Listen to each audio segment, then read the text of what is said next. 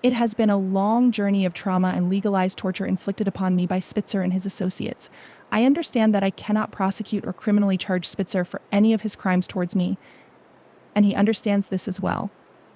However, he is not afraid of me or any actions I may take. He knows that people within the government will always stand by his side in exchange for career benefits or the respect owed to an old wolf like Spitzer, once the sheriff of Wall Street within the community. Spitzer and his associates are afraid of potential enemies within their circles who could use me to prosecute them if they become troublesome. They are sure to discover my true identity, including my aliases Sasha March and Svetlana Zakharova. Even a reclusive person would doubt my criminal prosecution back in 2016, and if I'm still in the country, I can be used.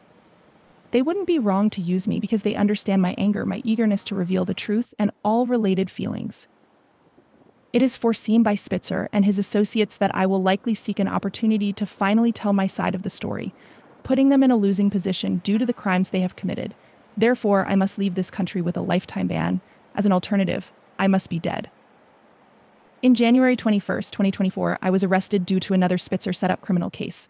The case is a misdemeanor, and misdemeanor cases aren't the ones that go to a grand jury, only felony ones. When the police arrived at my home, I was told that my kids would go with me in a different car. I was handcuffed, and I was told that they didn't want to show my kids that I was with cops going down, and they didn't want to traumatize them.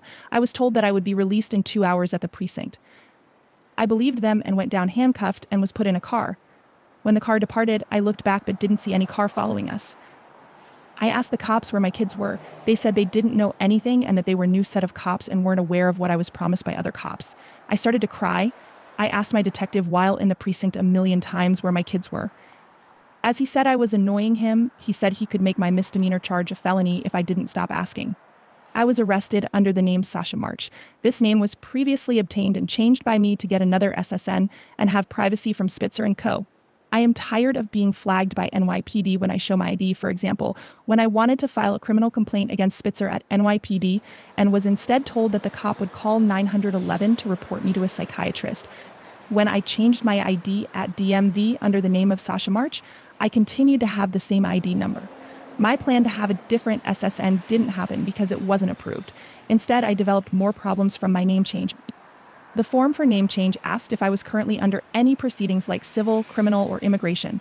I put an answer to no, but I was in criminal, civil, and immigration proceedings, all because of Spitzer. My knowledge of that and my answer no was not parallel, and it meant that I lied on a government document to a government agency while I knew the truth. Spitzer, when he illegally discovered my confidential name change back in 2022, I assumed that he also illegally saw my application and not only the name change order. He and his team linked it to my immigration removal and found that it would benefit their future removal of me as well as their future criminal case against me, which I assume will be something like perjury of the United States or defrauding the USA through using government agencies for my benefit. Same accusations that I lied to the government agency back in 2019, accusations that it was immigration that I was marking on my green card form I-485 that I answered no to a question if I was a prostitute or about to be, while they say I sort of knew that I was. While immigration law only recognizes repeated paper fraud as responses only on USCIS forms or related documents for immigration purposes, I think that my gut feeling is right and that Spitzer is preparing some big defrauding complaint against me. If he would not, then why he is removing me for this alleged small non-disclosure of my alleged prostitution on the green card form, which can be cured by a waiver? Why he is not removing me for something more serious? With his funds, he could easily approach my ex-husband and say that, hey, here is some money, say that your marriage was fraud. Marriage fraud is considered a bigger issue than whatever they accuse me in immigration. Coming back to my name change and new criminal charge, the cops took my kids to a different police precinct, and then they were brought from Brooklyn to Manhattan Children's Center. While I was in the precinct, they brought me to court to appear near the judge. While there, I was over there for 1 day.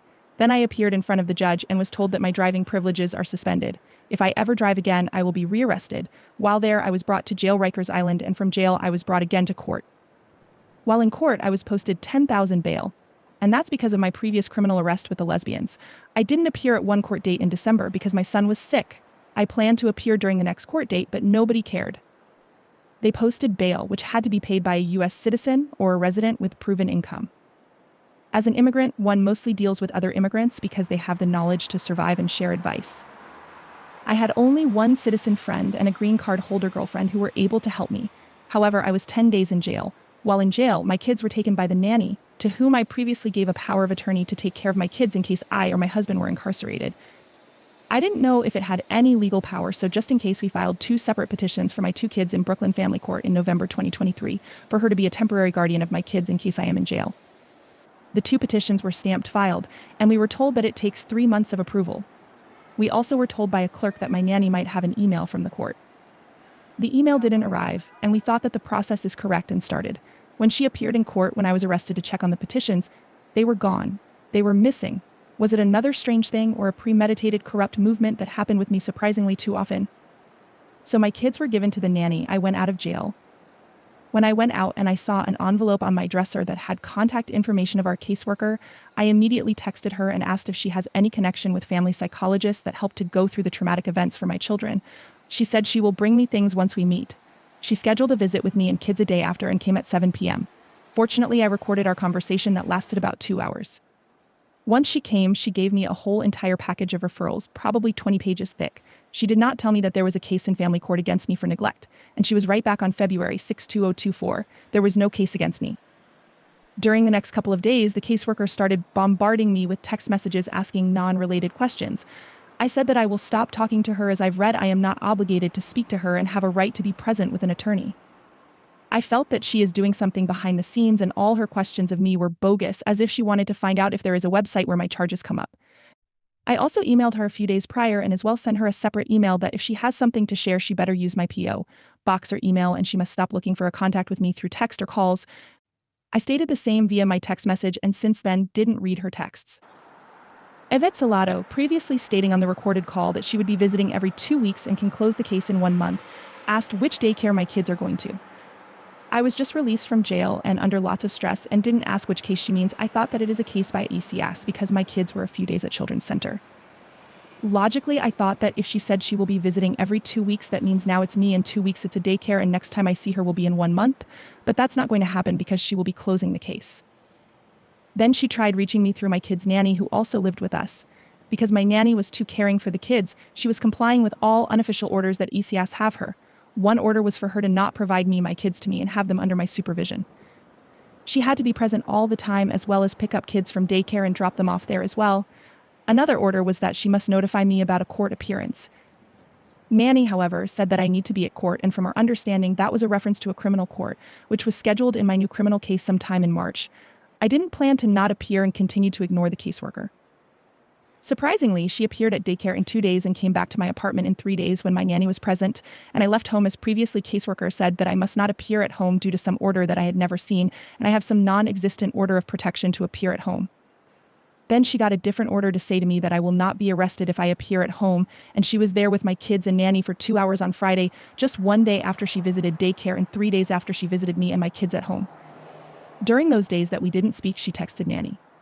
On February 16th, she again appeared at my door and said that she is taking the kids from me because I didn't appear at court. I didn't believe her that it was a legitimate reason to take the kids if I didn't appear at court. I naively thought that she meant a criminal court, but because I didn't know that a case for neglect had been filed at family court on February 15th, alleging neglect as like I didn't have anyone to look after my kids while I was in jail on January 26th, the correct date of January 21st, was intentionally put incorrectly as January 26th because I was in jail under name Svetlana Travis. This is their corrupt move to extort my name change order to further accuse me in lying on the government form, just like I lied on another government form when I got my green card. They will get a name change order from me directly and will not have to look corrupt as they discovered my confidential name change petition illegally.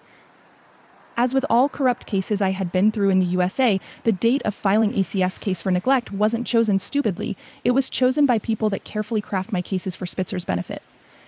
As I was arrested on January 21st, as Sasha March, I appeared in court on January 22nd on Monday, then was brought to jail under the name Svetlana Travis and appeared in court again on January 23rd regarding my pending criminal case from 2022 with the lesbians. The bail was posted in the lesbians case where I was arrested still using my name as Svetlana Travis, not Sasha March. The official complaint of neglect by ACS was filed only after I got out of jail on February 1/5/2024. They dated the complaint as January 26th when I was in jail as Svetlana Travis, not when I was originally arrested as Sasha March on January 21.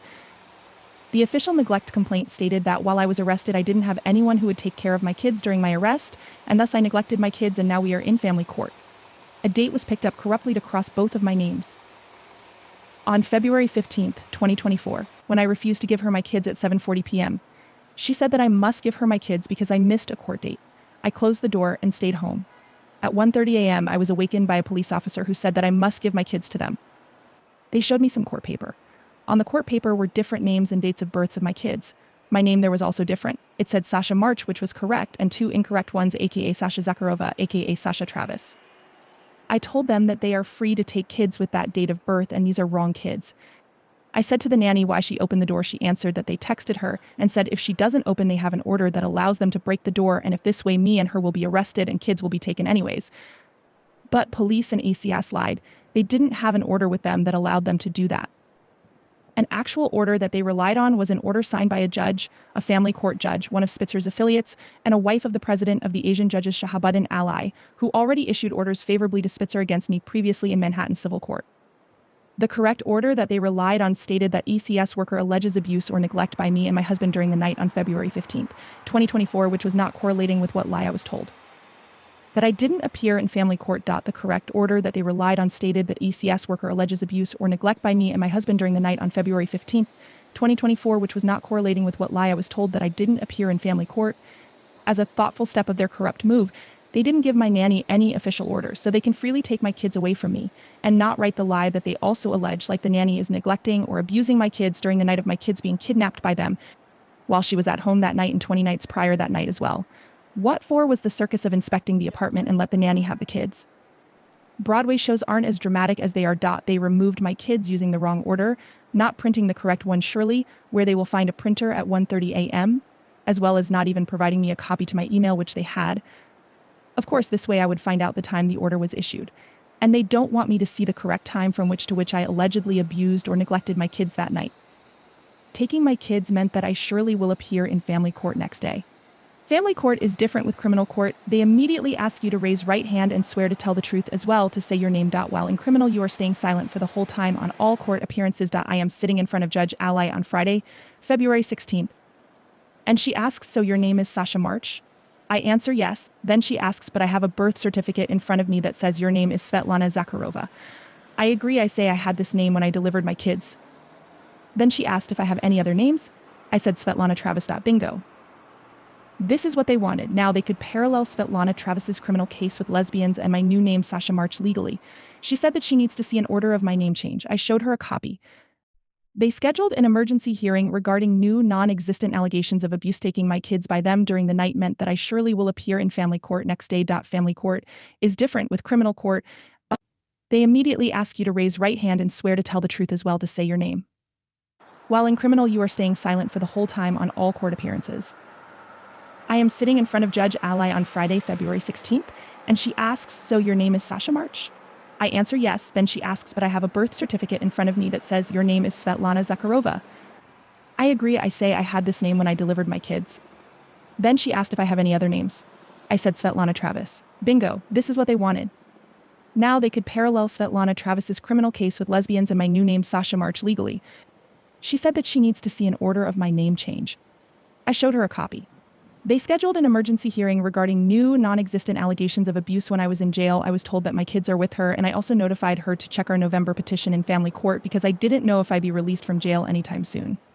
As benefits for the new case for Spitzer, while my kids are in custody, I must go through all of the criminal proceedings that he put me through, which lead to deportation. Previously, I didn't have a flight restriction on me, but now I will due to my kids. My kids aren't able to get out the state, and thus me too. However, I need to get my kids back first. I cannot afford to leave alone and leave my kids here in the US, and they know it. While family court case is pending, they will be asking me tons of documents to prove I am a legitimate parent. These documents will be used against me. If kids are returned to me, ASI's free to search home without a warrant, so they will be free to use this search to drop me, let's say, some drugs. Another benefit is that my immigration case will be transferred to New York, where a corrupt immigration judge will be taking over my case. After immigration case is decided corruptly unfavorably to me, I will be thrown in jail again. Spitzer's corrupt Judge Oikin will be taking over a defrauding of the United States case against me once my immigration case will be decided by another Spitzer's friend and a corrupt judge. My kids' kidnapping will also help them to prove the lesbians case that they previously set up for me back in 2022. If I am proven guilty and thrown to jail after trial, the judge will be free to not consider my kids when incarcerating me, as my kids will be in foster care. But as a carrot dangling, where carrot is now my kids, I will be forced to accept a plea, so I have an illusion that it will help me to keep my kids. Right now, they filed a case against me in family court, linking my old case with lesbians as like I was neglecting my kids during robbery and abuse of the lesbians on the boardwalk, and this is what they found to be a neglect. But I did not abuse nor neglected my kids. This criminal case is needed for Spitzer to deport me from the US, and it is a clear setup. As of now, they are deciding what else can be used, so I take a plea with inadmissible and deportable charges. However, my immigration status is not important to me, and I always thought of my kids, because if I accept a plea, Spitzer's people can rearrest me and throw in immigration jail, so I will be waiting for a judge to apply some lifetime ban for me, and only after I can be deported. Let's say we entertain their accusation of me being a prostitute. They aim to remove me for prostitution and fraud, alleging that I failed to disclose this information to immigration. In my immigration file, they've designated February 14, 2016 as the date of my alleged crime, stating that I engaged in prostitution. Consequently, they argue that Eliot Spitzer's actions at the Plaza Hotel weren't abuse but rather fell under BDSM or prostitution, serving his defense against prosecution for assault at the Plaza. However, if we engage in their corrupt game and I'm deemed a prostitute by an immigration judge, then Spitzer's actions could be construed as engaging in illegal interstate commerce, a federal charge carrying much harsher penalties compared to a state criminal charge of domestic violence abuse at the Plaza Hotel. Their attempt to portray and shield Spitzer only leads to negative consequences for them. It's not just about forged checks deposited into my bank account by Spitzer and transferred to my mother's bank account in Russia. Note that it didn't even go to me. Since I was accused of extortion, reopening this story would reveal that I didn't receive any money, discrediting the extortion accusation against me. Moreover, it would be evident that Spitzer not only abused but also forged and defrauded. His defense that he was merely using a prostitute would also work against him, especially since I came from Russia, not California, as their $1.00 civil complaint states, specifically to absolve Spitzer. This situation would add another criminal charge of illegal interstate commerce. In their Game of Thrones, where Spitzer seeks to evade criminalization, he employs every possible tactic at his disposal. Currently, he's using my kids as leverage. This treatment has been unjust and must cease. Over the past 10 days, I've only had the chance to see my 2-year-old and 4-year-old children for a total of 3 hours.